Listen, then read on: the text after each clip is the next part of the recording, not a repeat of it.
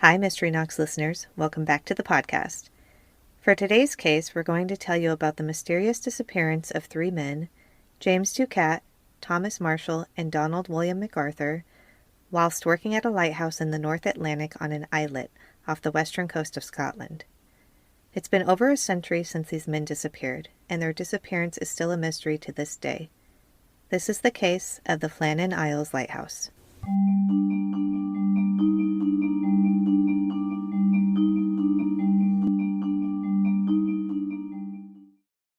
So what did you think of this story, this case? I thought it was really interesting, diving into all the details. And like what always happens is the more we research it, obviously, the more stuff keeps coming up. And so, without giving anything away, of course, I just thought some of the theories were a little out there and some of them made a lot of sense. But yeah, it's definitely an interesting case, and cases like this where people just disappear, they drive me crazy. The funny thing is, this one didn't, and it normally does. Like missing cases, I can't. Yeah. But I actually like this one. And I think I sent you a text too, right? You did. Yeah, you did. Where I was like, of all the cases we've done, I think this is my favorite one, which is weird because I absolutely hate the ocean, and this is... Then why is this your favorite one? Because you like lighthouses? No, it's just an interesting case. Well, yeah, it is. And they'll find out as the story goes, but yeah, no, I just took to it, and I think that's why I was like, let me do the first part, because I found all this stuff and it was kind of interesting. Not to keep saying that, but it was like an interesting case. Yeah, I agree. You had never heard about it before, right? No, I haven't heard about it, no. Okay. Like a lot of these, I don't even know how you come up with these.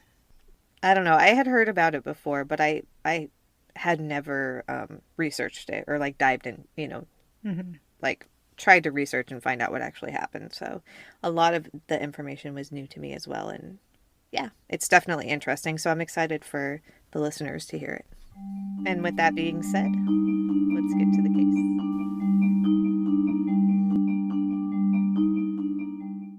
The Flannan Isles, which was named after a 7th century Irish priest, Saint Flannan, is one of 7 small islets, also known as Seven Hunters, situated in the North Atlantic, some 20 miles west of the Outer Hebrides, in northwestern Scotland. This specific location, the islet of 𝒂𝒓𝒄𝒉, was chosen because it was the largest of 7 islets that made up the Flannan Isles. And for those interested, there is a map on the blog for you to check out. It took 4 years to build the lighthouse, which proved to be difficult as the island was situated in the Atlantic, in an area where the waters were known to be problematic. Because of this, it made the shipment of materials needed for the lighthouse difficult. It was also not viewed in the greatest light by its neighbors, stating that, quote, "The settlers on the neighboring Isle of Lewis and the rest of the Hebrides always viewed this bleak and deserted group of craggy rocks with great superstition." End quote. It was also said to be a place where you didn't want to spend the night, as many believed it to be a place of paranormal activity, though no reports have ever been found. All island lore. Regardless of the problematic location and superstitions, the lighthouse was completed on the 7th of December, 1899. Other than lighthouse keepers, 𝒂𝒓𝒄𝒉's only other island inhabitants were sheep, and that the only real draw to the islet was a chapel built in the 7th century by Saint Flannan. It's said that, quote, "Even those who never prayed were moved to worship while on 𝒂𝒓𝒄𝒉. Superstitions and rituals like circling the church ruins on your knees were adopted by those passing through, and many considered 𝒂𝒓𝒄𝒉 to have an indefinable aura that could not be ignored." End quote. It was also noted that upon visiting, there was an eerie feeling people would feel when getting to the island. What made the island even more eerie was how absolutely remote you actually were. Far removed from any other people, and with no form of communication beside the absolute minimum. Quote, "The island had no wireless communication, and the only way of communication to the mainland was through the use of visual signals, which could only be seen by the Hebrides on a clear day." End quote. So basically, if you were on the island and you were in trouble, and it was a foggy day, you were screwed. Yeah, but none more so than the ships if they were nearby and needed to see how far they were from land. That would suck. I think in general you'd be screwed considering what people thought of the island anyway, though. Yeah, that's true. The same eerie feeling that was felt by the island inhabitants and the visitors is what seeped into Captain James Harvey and the rest of his crew of the Hesperus on December 29th, days after the initial report of the lighthouse being dark. It was reported by a passing ship, an American steamer called the SS Arctur, traveling from Philadelphia to the port of Leith in Edinburgh. It passed Eilean Mor a little before midnight on the 15th of December, and saw that the lighthouse had been dark. It was reported 3 days later. Originally on the 20th of December, the Hesperus was supposed to set sail to bring fresh supplies and Joseph Moore, the relief keeper, to the island.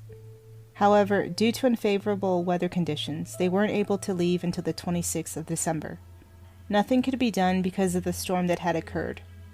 But as Captain Harvey and his crew neared the island where they had initially dropped off the 3 men, Principal Keeper James Ducat, 43, Thomas Marshall, 40, and Donald McArthur, 28, were nowhere to be found. There was a strange feeling that was felt amongst the crew, something that wasn't quite right. It was common knowledge that when a ship approached the landing dock, the welcome party would be waiting there to greet the crew. 2 men greeted while the 3rd stayed behind to man the lighthouse. But on this day, as Captain Harvey neared the islet, they did not see anyone descending the stairs that led to the dock. In fact, they saw no movement at all. In addition, the ensign that would normally have been flying on the flagstaff was absent, as were the provision boxes that would have normally been set out. As the ship neared the east side of the island, they sounded 3 long blasts from the ship's foghorn to alert the lightkeepers of their arrival. There was no response.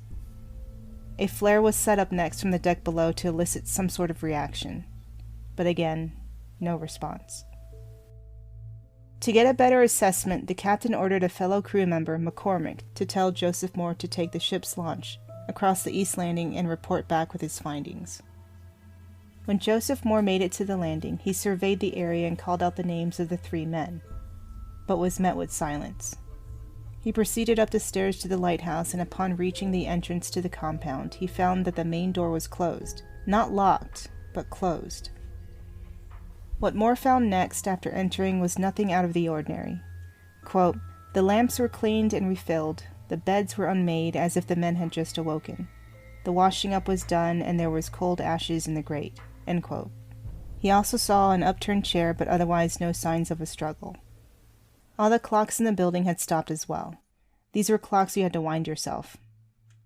And a side note, I had wondered about the wind-up clocks, just to get a sense of time on when the men had disappeared. And from what I found, clocks normally run for a good 8 days. But it's ideal to wind them back on the 7th day to prevent the clocks from stopping. So they had either been missing for a week or just a couple days shy of rewinding the clock. That's actually really good to know.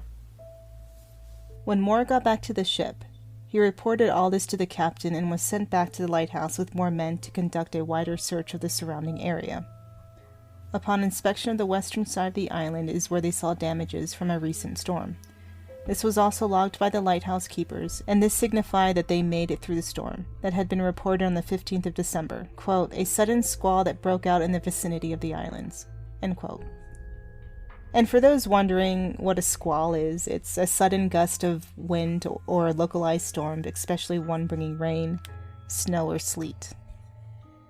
According to History.co, quote, "Turf had also been ripped up from the tops of the cliffs, 200 feet above sea level. There was no sign of the 3 keepers," end quote. A more thorough investigation was done, and the overall conclusion was that it was most likely a horrible accident due to weather. Captain Harvey stated in a telegram to the Northern Lighthouse Board, quote, "Poor fellows, they must have been blown over the cliffs or drowned trying to secure a crane or something like that," end quote. However, many people did not believe this. Speculation had started to run wild. After the break, we'll discuss the multiple theories surrounding this case. Stay with us.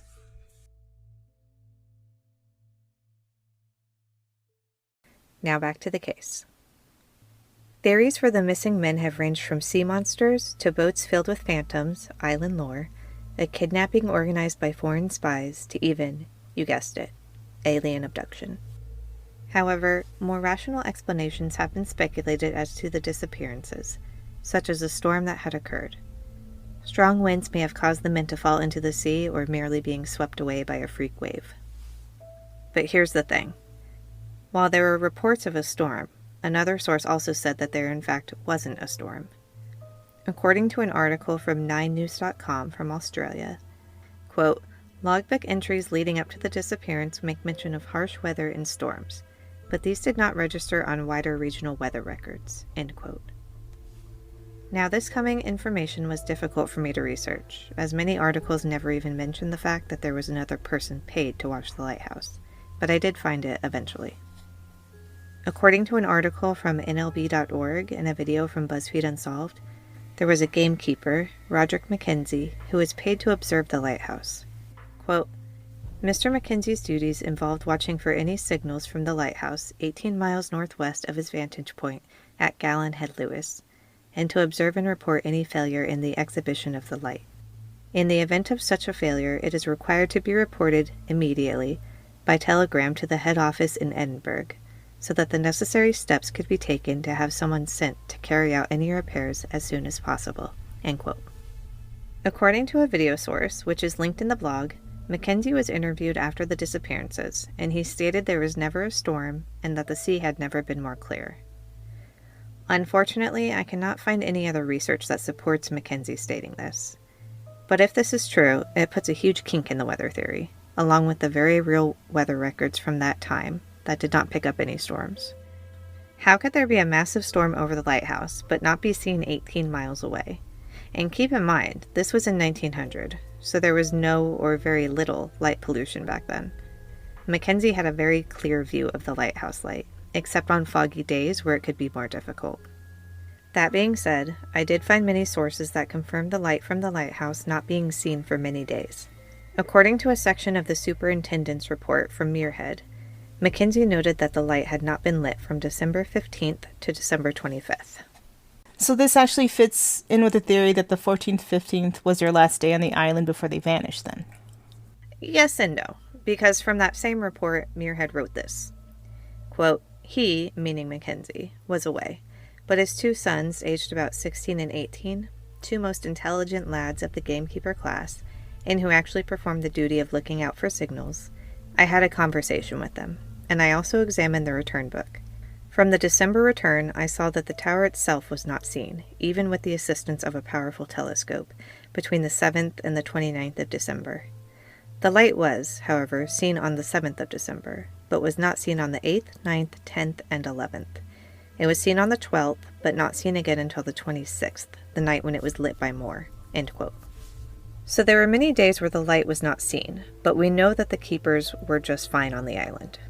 He doesn't go on to explain why it wasn't seen those days, but I assume fog. Otherwise, if it was a clear day, that wouldn't make any sense as to why he couldn't see the light. One thing is very clear, though. Mackenzie did a horrible job. He was supposed to report immediately anything suspicious, like, I don't know, the light being out for weeks? That obviously didn't happen. Now, going to the weather theory, as you stated earlier in the story, the gate and doors were all shut when Moore was investigating the island. Here are my reservations with this and why many other people have so many doubts about this theory. If there was some massive storm approaching, so massive that MacArthur ran out into the storm without his oilskin jacket, why would he take the time to shut the doors and the gate? That makes no sense. And the only explanation I can think of is that the wind slammed them shut, which is definitely possible. And this is why it's so frustrating to not know the truth about whether the gate was locked or just shut. People also bring up the fact that no bodies were ever found, and apparently bodies typically washed up on the shore in that area. And what are your thoughts about that? In terms of like the whole door situation, I do believe that it was shut and not locked. Mainly due to the fact of if there's like an oncoming storm coming, that sounded weird, but if there's a storm coming their way, the last thing he's going to do is lock the door. That takes more time. Like shutting it, I could understand that. But I don't believe locking the door. I don't think he did that. But do you think even he would shut the door? Because apparently, because of the chair being overturned, to me, if it was overturned because of he got up so suddenly, to go out and warn them. I wouldn't think of shutting the door. I would just be like running out. Yeah. Well, To me, yeah, I understand that. Like, yeah. the whole flipped chair, I get that. The door may or may not be open, and if there's strong winds, but if there was strong winds, wouldn't it keep it open? Not necessarily. Just depends. And that's the frustrating part. Is just like we just don't know, Yeah, but my thing is like, he sees it coming, and he goes, let me go warn the buddies, and just up and go. And that's like the whole upturning of the chair, like when people thought, oh, there was a struggle or there may have been. No, I don't believe that. I just believe there was something coming and he went to go warn the other two guys. Yeah. Yeah. Like he got up so quickly and moved back so quickly or whatever that the chair tipped over. Yeah, I could totally see that. What do you think about the bodies? The whole body, situation. I'd always wondered because of like, what if, wasn't there like a current maybe?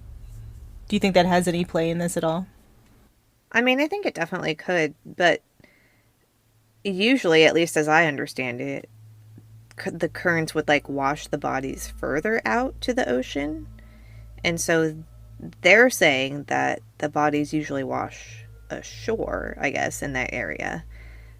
Which is so weird because, like, how many bodies have actually washed ashore? That's what I was thinking, for them to be too. Like, oh, yeah, the bodies typically wash ashore. Yeah, so. it's like, no, we know this. We know the answer to this. Yes, the bodies come back. What? They would totally wash ashore.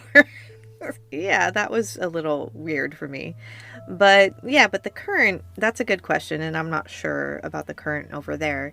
But I do know here in Florida, or I guess like the whole East Coast, we have the Gulf Stream current. And that moves warm water from the Gulf of Mexico to the Atlantic Ocean. And actually, this is going to be like a nerd moment, but if anyone has actually watched the show Dexter, that's how he gets rid of the bodies in the first few seasons. One more thing. Many people wonder why an experienced lighthouse keeper would venture out into the heavy storm when they would be perfectly safe in the lighthouse, and I think that's a valid question. One conclusion is this, as stated in history.co. Quote, Marshall had previously been fined 5 shillings for losing his equipment in a previous gale. As a family man, losing 5 shillings in 1900 was no laughing matter, so it's no surprise if securing equipment was more important to Marshall than his personal safety. End quote. It's really sad that him worrying about being fined may have cost all of them their lives. But that's like, I think there's a couple things to that. Like, one, they're so experienced that they know that nothing will happen and they know what to do. Or that... overconfident. Yeah. Or like, they went into it thinking they could and obviously they couldn't. Right. The whole storm situation as well. Did it happen?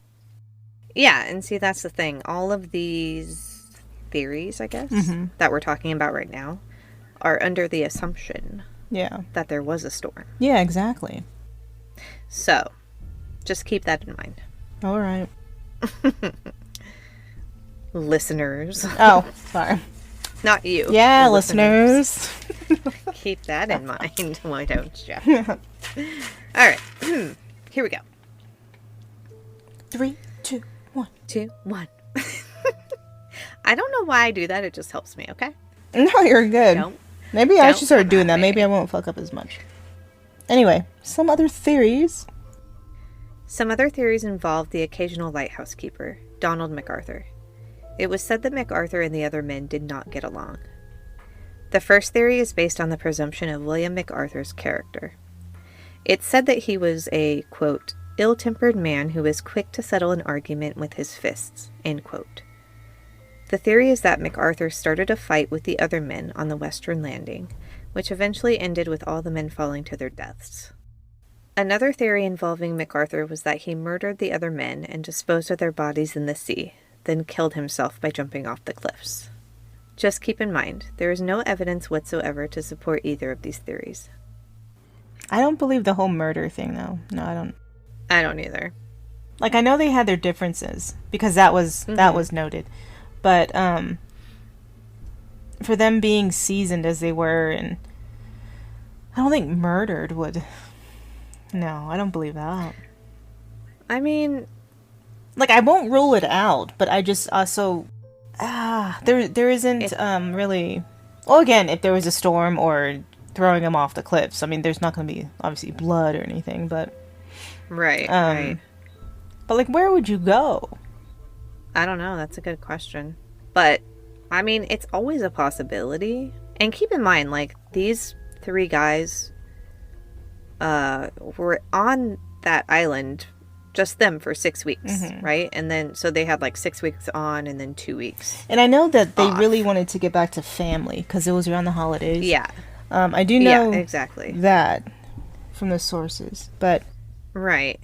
But yeah, it's hard to imagine like somebody just losing it and then murdering the other two and then committing suicide. I don't see that. no, I just don't see no. that. I think there'd be more evidence in the light tower. Light tower, Yeah, jeez, lighthouse. the light. Yeah, I do too. Light More tower. than just an overturned chair. It was also discovered that a logbook containing entries for December 12th through the 15th were faked, which caused even more doubt and theories. In one entry, it said Marshall wrote about a massive storm that hit the island, and that Ducat was quiet and McArthur was weeping when the storm hit. History.uk states, quote, "The logbook entries were injected into the story several years after Marshall, Ducat, and McArthur disappeared. There is no evidence they ever existed, as the 14 Times journalist Mike Dash discovered after carrying out his own investigation." End quote. I'm glad they cleared that up, though. Yeah, me too. Because I don't for 1 minute believe the logbook. Like when I heard about the logbook entries and how the guy was crying and the other one was praying. No. Just because of what you hear about the guys. Yep, exactly. And Muirhead, right? He's the one who, he knew them really well. And so I think he even said like, No, that's not. no. That's not. Yeah, there's no way. No. Yeah, exactly. So yeah, I'm glad that investigation was done and that they cleared that up, that those were totally faked. Same. I also found out an American pulp magazine added details that never happened, probably for more intrigue to the story. And for those that don't know what a pulp magazine is, like myself, here's the definition. Quote, "Pulp magazines, often referred to as the pulps, were inexpensive fiction magazines that were published from 1896 to the late 1950s. The term pulp derives from the cheap wood pulp paper on which the magazines were printed." End quote. The most plausible explanation is that two of the men were unfortunately swept out to sea or blown off the cliffs while they were performing their duties on the West Landing. The other man, probably McArthur, due to his oilskin coat being left in the lighthouse, ran out to warn his colleagues of an approaching wave or to try and help them, and he unfortunately perished as well. See, now that I can believe. Yeah, me too. I think, honestly, if I had to pick something, I think that would be the most likely. Yeah.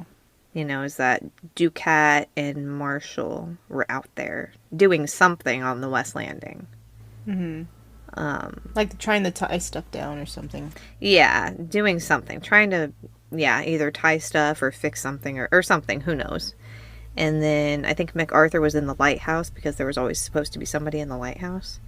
And yeah, I think he just probably saw a wave coming or he saw something and Went to warn him and obviously took them all out. Yeah, and just knew he had very little time to get there, so he didn't even put his oilskin jacket on, and he just like hightailed it out there. Yeah. But I think he was just too late. Yeah, I think that's the most. But then them saying, "Oh, storm didn't happen."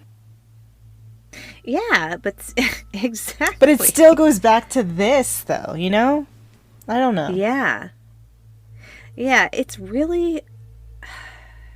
And that's where the mystery comes And from. I bet it's like the simplest thing.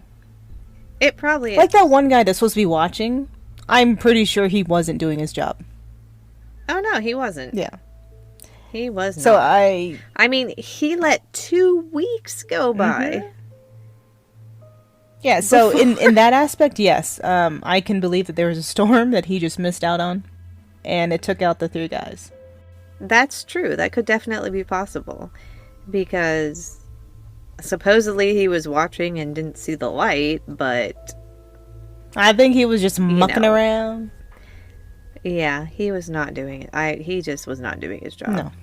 But also, remember, none of the weather, That is true. the whatever you call them, the things that monitor the weather, they never picked up on a storm either, which is also weird. Yeah. So, I don't know. What really happened on that cold December night in 1900 to James Ducat, Thomas Marshall, and William McArthur, whether it be by accident or design, we may never know. Nowadays, the lighthouse is still in operation, but is fully automated. The only reason to ever visit the lighthouse is for maintenance purposes, and nothing strange has ever occurred at the lighthouse since the mysterious disappearance occurred. The case remains unsolved, and one of the most baffling cases in Scottish maritime history. I'll leave you with the words of the last person to ever see the men before they vanished, Robert Muirhead. Quote, I visited Flannan Islands when the relief was made so lately as the 7th of December, and have the melancholy recollection that I was the last person to shake hands with them and bid them adieu. End quote. All right, Mystery Knox listeners, that's it for today's case. Thank you so much for joining us. We want to hear your thoughts on this episode, so let us know on our Instagram and Facebook at Mystery Knox Podcast, on Twitter at Mystery Knox Pod, or send us a voice message on anchor.fm/Mystery Knox Podcast. A list of our sources and photos from this case can be found on our blog at mysteryknoxpodcast.wordpress.com. If you'd like to help support this podcast, you can give us a rating and review on Apple Podcasts, and don't forget to subscribe to us on Spotify, iHeartRadio, Google, or wherever you listen to your podcast. We'll see you on our next episode, and remember, stay weird, stay curious.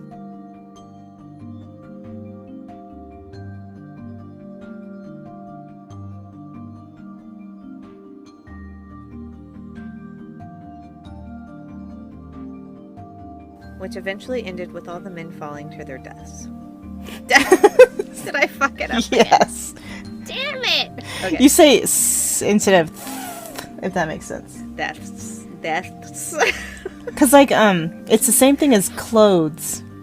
Yeah. Deaths. You kind of have to, like, up and drop it, if that makes sense. Deaths. All right. Up and drop it. What the fuck? Oh, shit. I don't even know. Okay.